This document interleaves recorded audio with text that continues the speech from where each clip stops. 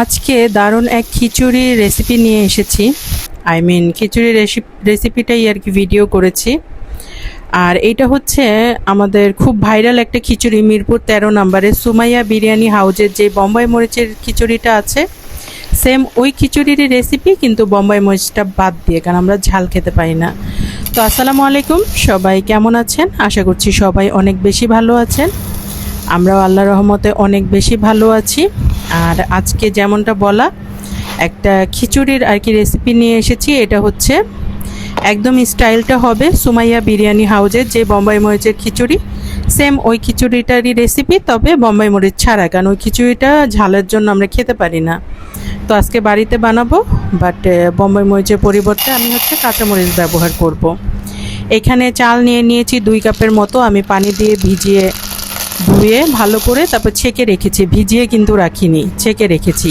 আর এখানে আমি 4টা ডাল নেব, 1.5 কাপ পরিমাণ। এখানে আছে মুসুরির ডাল, আর হচ্ছে বুটের ডাল, খেসারির ডাল, আর এটা হচ্ছে ভাজা মুগ ডাল। মুগ ডালটা আমি হালকা করে টেলে নিয়েছি। আর এটাকে এখন হচ্ছে ধুয়ে ভিজিয়ে রাখবো, বাট চালটাকে কিন্তু ভিজিয়ে রাখা যাবে না, চালটা একটা স্ট্রেনারে নিয়ে ধুয়ে ছেঁকে রাখতে হবে। এই যে সুন্দর করে আমি ভিজিয়ে দিলাম, এটা আধা ঘন্টার মতো ভিজবে।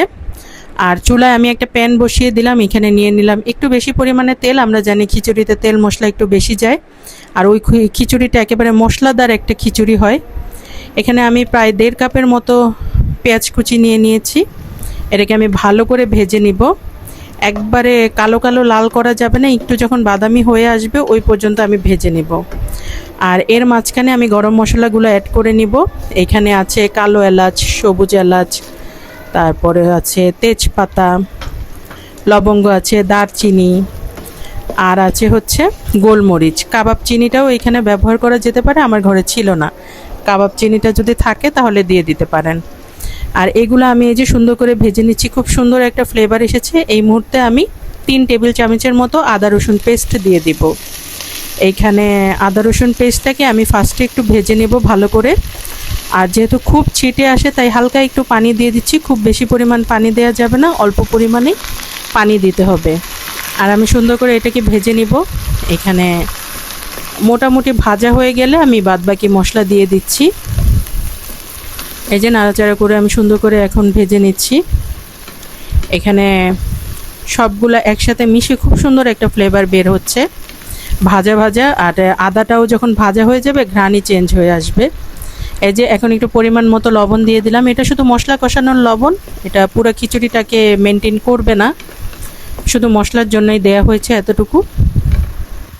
আর এই যে এখন আমি হচ্ছে 1 চা চামচ হলুদের গুঁড়া দিব, 1 চা চামচ মরিচের গুঁড়া, সেম 1 চা চামচ হচ্ছে ভোরে 1 চা চামচ আর কি হচ্ছে গরম মশলার গুঁড়া। যেহেতু আমি আস্ত গরম মশলা ব্যবহার করেছি, তাই এই 1 চা চামচই যথেষ্ট।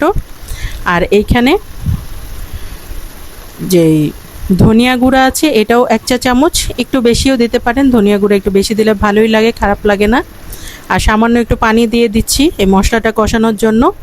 আর সাথেই আমি এখন দিয়ে দিব হচ্ছে 1 চা চামচ জিরার গুঁড়া।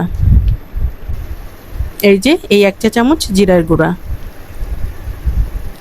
অন্যান্য মশলা আমি যে রেগুলারে যেই চামচে দিয়ে হিসাব করি, ওইটার হিসাব করে 1 চা চামচ দিয়ে দিলাম।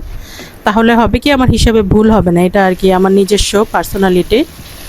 এখানে এই যে মশলাটা একদম কষানো হয়ে এসেছে। এই মুহূর্তে আমি হচ্ছে যখন মশলাটা তেলে চলে আসবে, আমি ওই ভিজানো যে ডালগুলো আছে এটাকে ভালো করে ছেঁকে এই যে আমি এখন অ্যাড করে নিচ্ছি। আমি কিন্তু এখানে চাল দিইনি। ফার্স্ট হচ্ছে যে মিক্স ডালটা আছে, এটাকে আমি ভালো করে কষিয়ে একটু গলিয়ে নিব সামান্য। এই যে আমি ভালো করে মিক্স করে নিচ্ছি। এখন কিন্তু দেখবেন একটা কাঁচা কাঁচা গন্ধ আছে, আর কখন চাল দিতে হবে এটা বুঝাই যাবে। ডালটা একেবারে মাখো মাখো হয়ে আসবে আর সুন্দর একটা ফ্লেভার বের হবে, ওই টাইমে হচ্ছে চালটা দিতে হবে। আর চালটা অবশ্যই শুকনো থাকতে হবে। এখানে 2 পিসের মতো রসুন কোয়া দিয়ে দিলাম। 2 পিস রসুন আমি ভালো করে ছিলে নিয়েছি। কেউ চাইলে চিকলা সহ দিতে পারেন, কোনো সমস্যা নেই। এই যে সব কিছু ভালো করে মিক্স করে নিলাম। আর এখন এই যে ডালটা একেবারে মাখো মাখো হয়ে গেছে। এর থেকেও আরও বেশি গালাতে পারেন, কোনো সমস্যা নেই, তবে আমি এই মুহূর্তেই আর কি চালটাকে অ্যাড করতে চাচ্ছি। এই যে সুন্দর একটা ফ্লেভার ছড়িয়ে পড়েছে। আর এখন আমি দিয়ে দেব যেই ছেঁকে রেখেছি, ভিজানো তো না, ধুয়ে ছেঁকে রেখেছি ওই চাল, একদম ঝরঝরে চাল। এই 30 মিনিটে চালটাও শুকিয়ে গেছে আর ডালটাও ভিজে গিয়েছিল, মেজারমেন্টটা আসলে এই রকমটাই ছিল। তো যাই হোক, এখন আমি ভালো করে মিশিয়ে নিব, চালটাকেও একটু ভালো করে কষাতে হবে। এই মুহূর্তে যদি সামান্য আর কি ভিজা ভিজা থাকে তাহলে চালের পারফেক্ট ঘ্রাণটা বের হবে না, পুরোপুরি শুকিয়ে নিতে হবে, তেলের উপর চলে আসবে এমন একটা সময়। আমি যদিও অত বেশি তেল ব্যবহার করিনি তাই তেলটা দেখা যাচ্ছে না, তো পারফেকশন হচ্ছে এইখানে আর কি, তেল ভেসে উঠবে, তো এতটা তেলের দরকার নাই। হোটেলগুলোতে অনেক বেশি তেল ব্যবহার করে, এই মুহূর্তে তেল একেবারে ভেসে ওঠে। তো যাক, আলহামদুলিল্লাহ, এখন হচ্ছে পানি ব্যবহার করে দিচ্ছি, খুব সুন্দর একটা ঘ্রাণ বের হয়েছে। আমি হচ্ছে 2 কাপ চাল যেহেতু নিয়েছি, আমি 4 কাপ পানি দিয়েছি, আর ডাল হচ্ছে 1.5 কাপের জন্য আমি 2 কাপ পানি নিয়েছি, আই মিন টোটাল 6 কাপ পানি দিয়েছি। আর এখন দিয়ে দিচ্ছি লবণ স্বাদ মতো, একবারে খিচুড়িতে যতটুকু লাগবে ফাইনালি। আর এই মুহূর্তে হচ্ছে কাঁচামরিচ, কেউ যদি ওই সুমাইয়া বিরিয়ানি ঘরের মতো ওই বম্বাই মরিচের খিচুড়িটা চান তাহলে এই মুহূর্তে অনেকগুলো বম্বাই মরিচ অ্যাড করে দিবেন। আমরা একদমই ঝাল খেতে পারি না, এই জন্য আমি আর কি যারা ঝাল খেতে না পারে তাদের রেসিপি শেয়ার করলাম। তবে এই মুহূর্তে যদি বম্বাই মরিচটা দিয়ে দেন, আস্ত বম্বাই মরিচ, তাহলে এই সেম রেসিপি হয়ে যাবে। খুবই মশলাদার একটা খিচুড়ি, আর ওইটার স্বাদকেই আর কি প্রোভাইড করে এই খিচুড়িটা। তা আমি দমে দিয়ে দিলাম, 10-15 মিনিট বা সর্বোচ্চ 30 মিনিট দমে রাখা যায়। আর পাশে হচ্ছে একটা ইলিশ মাছ ভেজে নিচ্ছি। এই খিচুড়িটা একদম মানে শুধু খেতে বা ডিম দিয়ে খেতেও মজা, তারপরও ইলিশ মাছটা ভেজে নিলাম, আমাদের 2 জনের হয়ে যাবে। এই যে আলহামদুলিল্লাহ আমার খিচুড়িটা একেবারেই শুকনা হয়ে গেছে। আর এখনই হচ্ছে একটা টিস্যু দিয়ে এই হোলটাকে বন্ধ করে দেব। বাস, আমার খিচুড়ি প্লেটিং করে দিয়েছি, 10-15 মিনিট দমে রেখেছিলাম, এরপর আমি প্লেটে নিয়েছি। দেখতে খুবই সুন্দর লাগছে। আপনাদের ভাইয়াকে আগে সার্ভ করে নিলাম, এখানে পুরাটাই আপনাদের ভাইয়া, শুধু মাছটা আমি একটু ভেঙে নিব পরে। তো এই তো, দেখি ও খেয়ে কী বলে। আমার কাছে ঘ্রাণটা এত সুন্দর লাগছে, আমি যত খিচুড়ি আজও পর্যন্ত বানিয়েছি সবগুলোর মধ্যে এই খিচুড়িটার ঘ্রাণ আমার কাছে খুবই ভালো লাগছে। আর বম্বাই মরিচ দিতে পারলে তো কোনো কথাই নেই, ঘ্রাণটা আরও ইনক্রিজ হয়ে যাবে। যেহেতু ঝাল খেতে পারি না, তো যাই হোক, এতেই খুশি থাকতে হবে। আর সবাই অনেক বেশি ভালো থাকবেন। আল্লাহ হাফেজ।